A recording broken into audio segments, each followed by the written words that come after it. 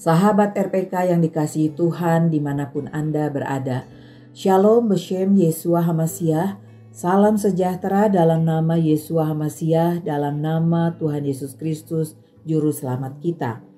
Selamat mengikuti siaran Tekiyah, Telaah Kata Ibrani Alkitabiah bersama Gembala Benyamin Obadiah, Ketua GKMI Gereja Kehilat Mesianik Indonesia. Tekiyah adalah cara peniupan shofar seperti yang didengar tadi. Siaran Tekiyah dimaksudkan untuk menggali kebenaran Alkitab dari bahasa dan masyarakat Ibrani yang menjadi persemayan tumbuhnya iman Kristiani kita yang berasal dari tanah perjanjian Israel di Timur Tengah. Saudara dapat mengajukan pertanyaan ke 081 997 1577. Shalom Pak Ben. Shalom Bu Ira, shalom sahabat RPK dimanapun Anda berada. Hari ini kita akan membahas kata Ibrani Ohel Ve'Shetia HaMashiach, artinya makanan dan minuman Mesias. Dalam bahasa Ibrani dieja Alef Vav Hav Lamet, dibaca Ohel, makanan. Shin Tav Yud He, dibaca Shetia, minuman. Mem Shem Yud Het, dibaca Hamashiach, Mesias yang diurapi. Lengkapnya, Ohel Ve'Shetia HaMashiach, makanan dan minuman Mesias bagian ketiga. Yesaya pasal 7 ayat 14 dan 15. Sesungguhnya seorang perempuan muda mengandung dan akan melahirkan seorang anak laki-laki dan ia akan menamakan dia Immanuel. Ia akan makan dadi, khemah atau butter dan madu, the fast, sampai ia tahu menolak yang jahat dan memilih yang baik. Kita baru saja membaca salah satu ayat paling terkenal dalam Alkitab yang menubuatkan kelahiran Yesua sebagai Mesias yang dijanjikan dari seorang perempuan muda. Namun, ayat ini sering juga kurang dicermati secara lengkap. Menurut nubuatan yang ditulis 700 tahun sebelum Masehi ini, Yesua akan makan madu. Nubuat tentang makanan Mesias ini ternyata dipenuhi oleh Yesua. Banyak orang tidak menyadari bahwa Injil mencatat dengan cermat bahwa Yesua juga diberi madu untuk dimakan ketika dia menampakkan diri kepada murid-muridnya setelah kebangkitannya. Injil Lukas 24 ayat 42-43 mencatat Yesua bertanya kepada para muridnya apakah mereka punya makanan. Lukas 24 ayat 42-43. Maka mereka memberikan kepadanya sepotong ikan panggang dan madu lebah, dan dia mengambilnya dan memakannya di hadapan mereka. Yohanes Pembaptis, pendahulu Yesua, juga memakan belalang dan madu hutan. Matius 3 ayat 4. Mungkin madu membantu melawan rasa garing serangga tersebut.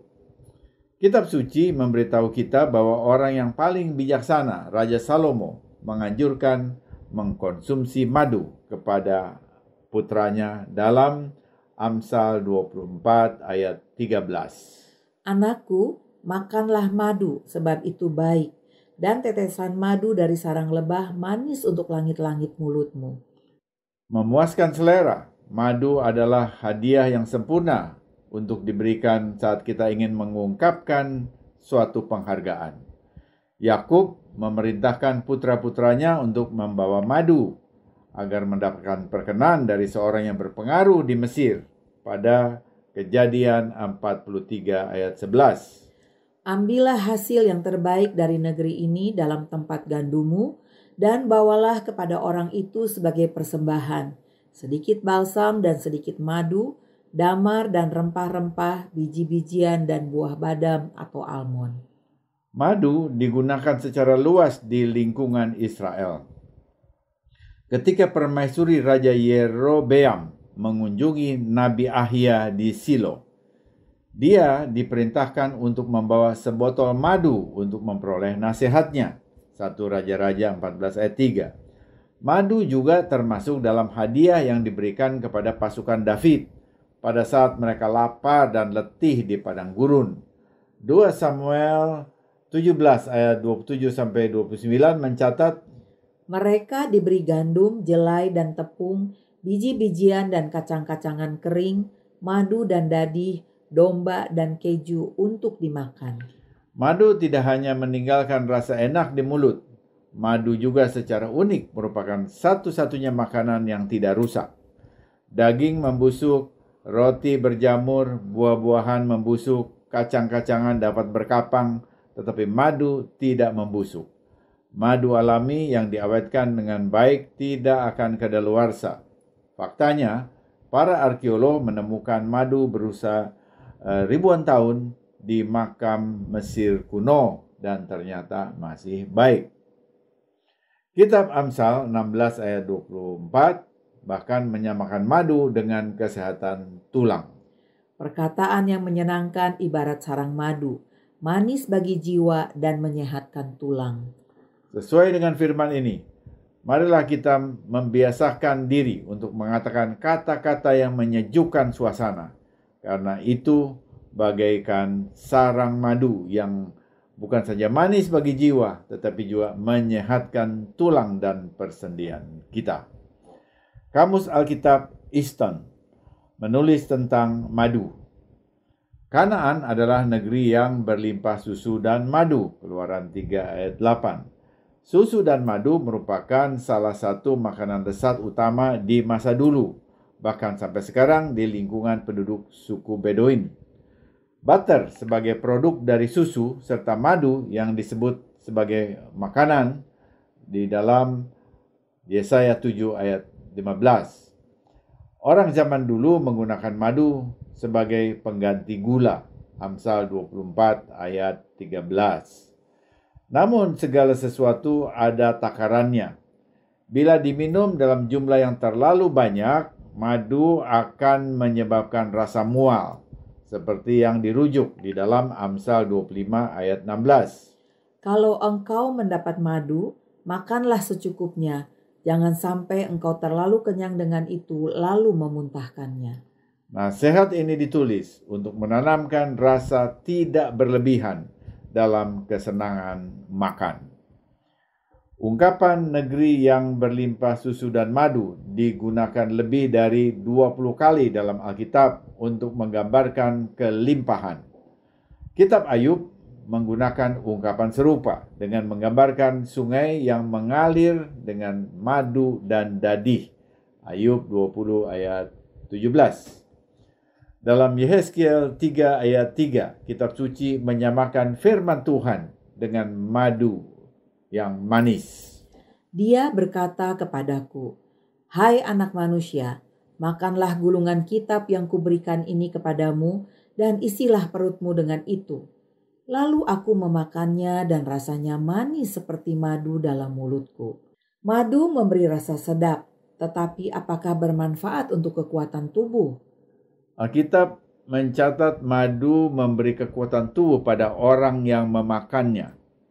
Yonatan, anak Raja Shaul, memakan madu dan mendapatkan kekuatan untuk mengalahkan orang Filistin, seperti yang tercatat dalam 1 Samuel 14 ayat 29. Lalu kata Yonatan, "Ayahku mencelakakan negeri. Coba lihat bagaimana terangnya mataku setelah aku merasai sedikit dari madu ini." Yonatan mengalahkan orang Filistin karena dia memakan madu. Searah dengan catatan Alkitab, Dioskorides, seorang dokter Yunani kuno, menulis tentang khasiat madu.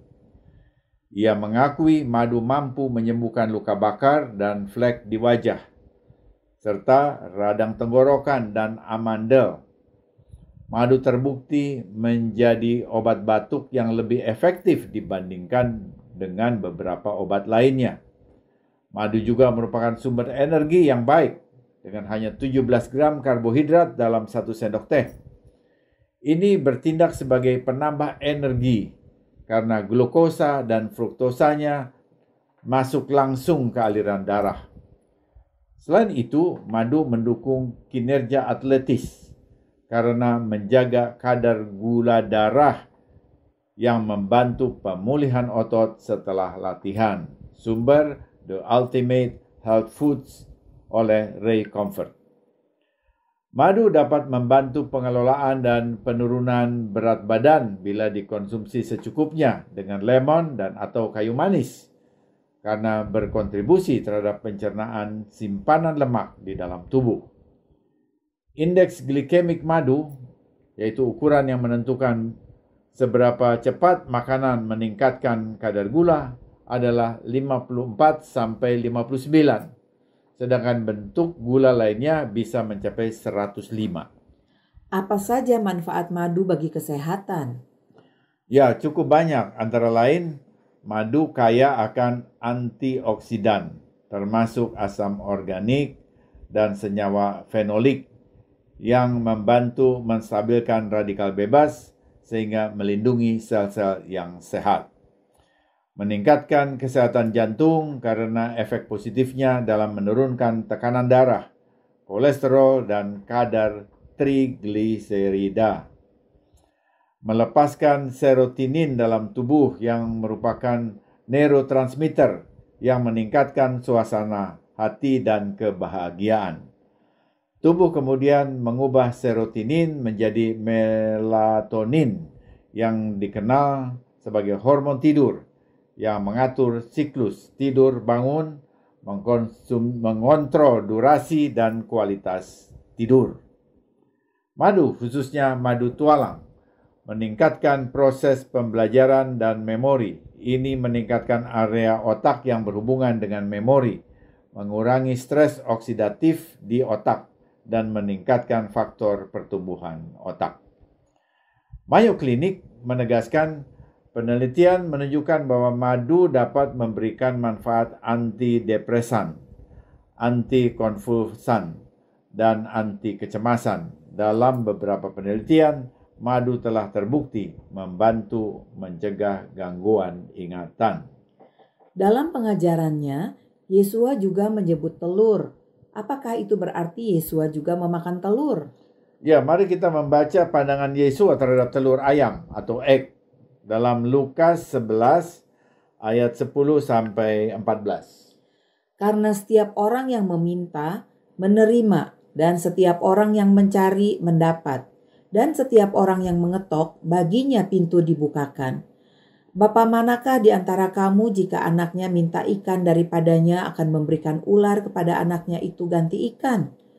Atau jika ia minta telur, akan memberikan kepadanya kalajengking?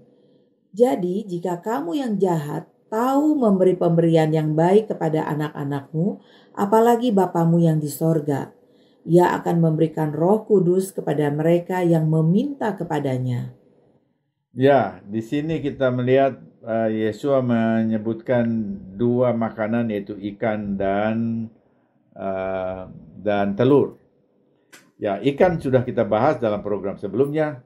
Semua orang Yahudi makan ikan, apalagi saat melayani di sekitar Danau Galilea yang merupakan sumber ikan. Yesua tentu makan ikan. Dan ikan di sana itu dijuluki ikan Petrus, jadi Danau Galilea yang di Indonesia dikenal sebagai ikan mujair. Tentang telur, Yesua menyebut telur sebagai hadiah yang baik untuk diberikan kepada anak-anak kita yang masih kecil. Dan memang demikian. Bayangkan kelezatan yang kita miliki dalam telur bundar itu. Telur adalah paket protein yang dikemas secara higienis dalam cangkang keras yang kuat yang dapat memberi kita makanan dalam hitungan menit. Bisa digoreng, direbus, atau dibuat menjadi telur dadar yang lezat. Aroma telur yang digoreng akan merangsang 10.000 indera perasa kita dan menimbulkan rasa lapar kita untuk melahapnya. Yesua mengatakan bahwa telur adalah hadiah yang baik. Apa manfaat telur bagi kesehatan kita? Telur mengandung protein dan asam amino konsentrasi tinggi.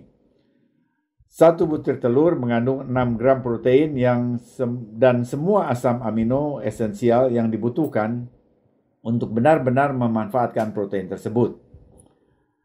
Karena kandungan proteinnya yang tinggi dan rendah kalori, telur sangat baik untuk diet penurunan berat badan.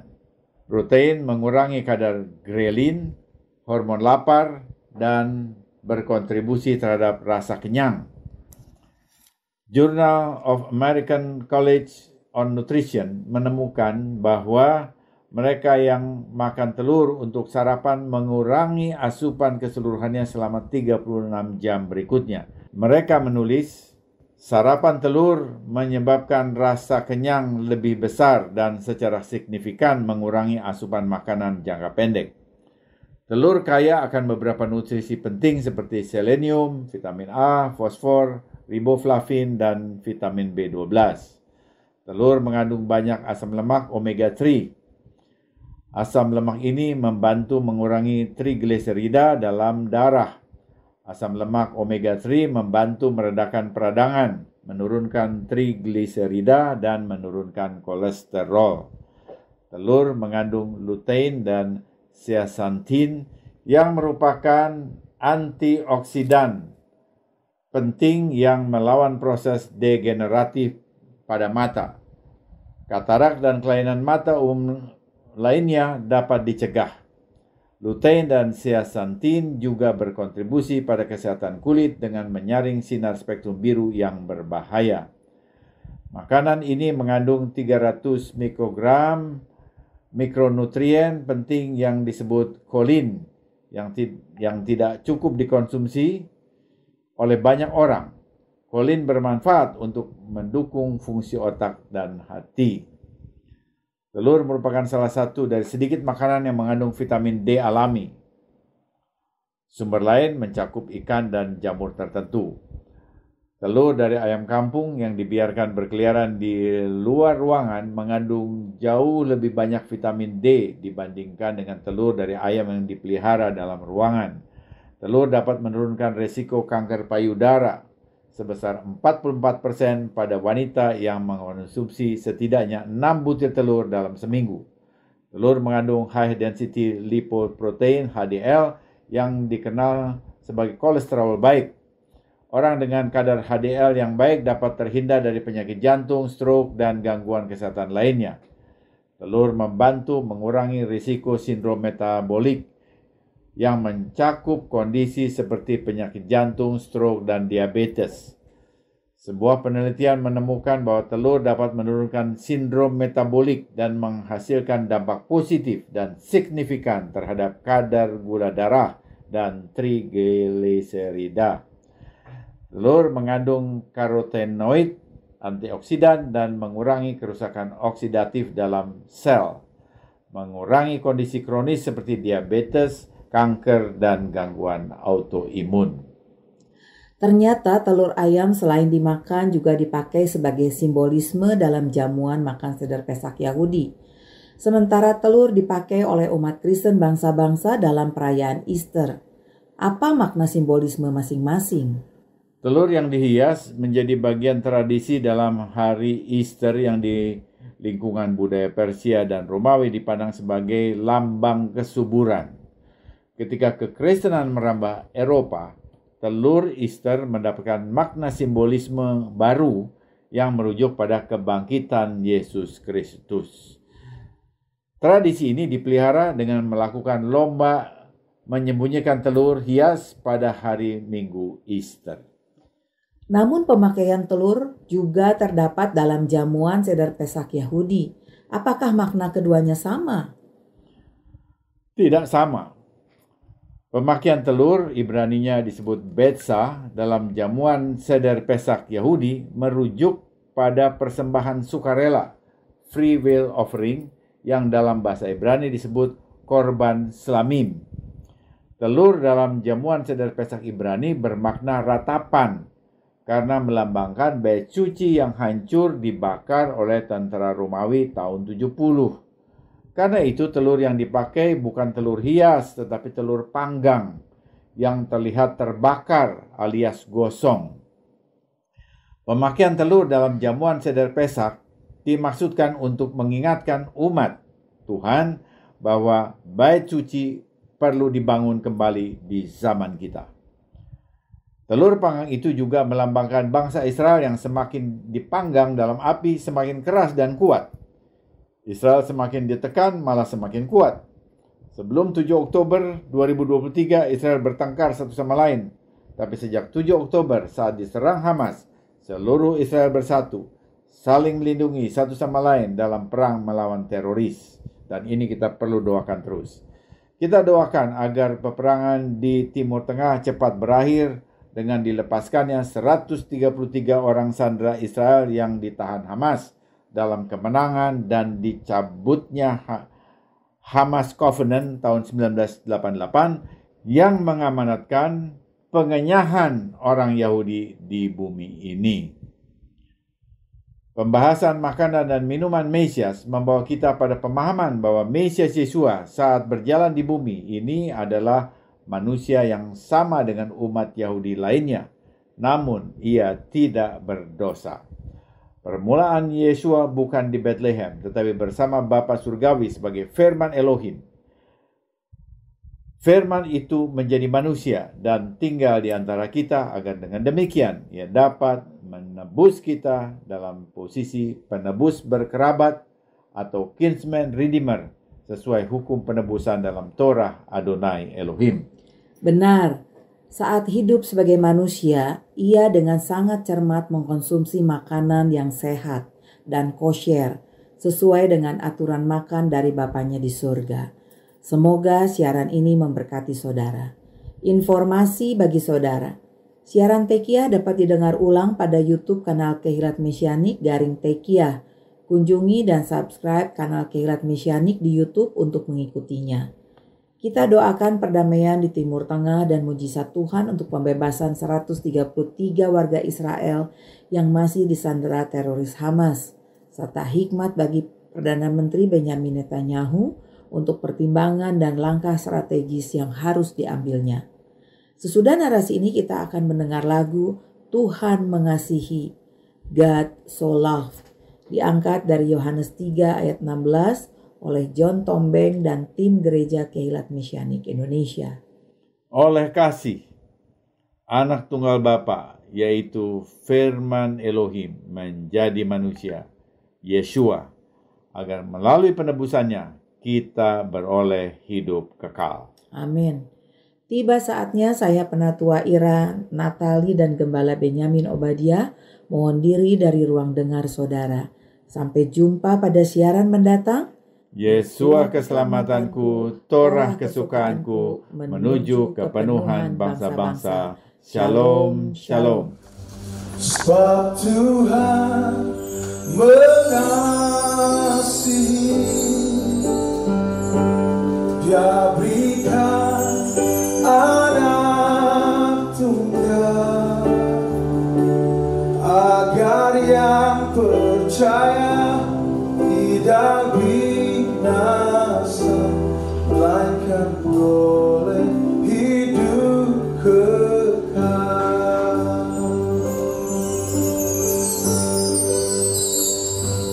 Ku pegang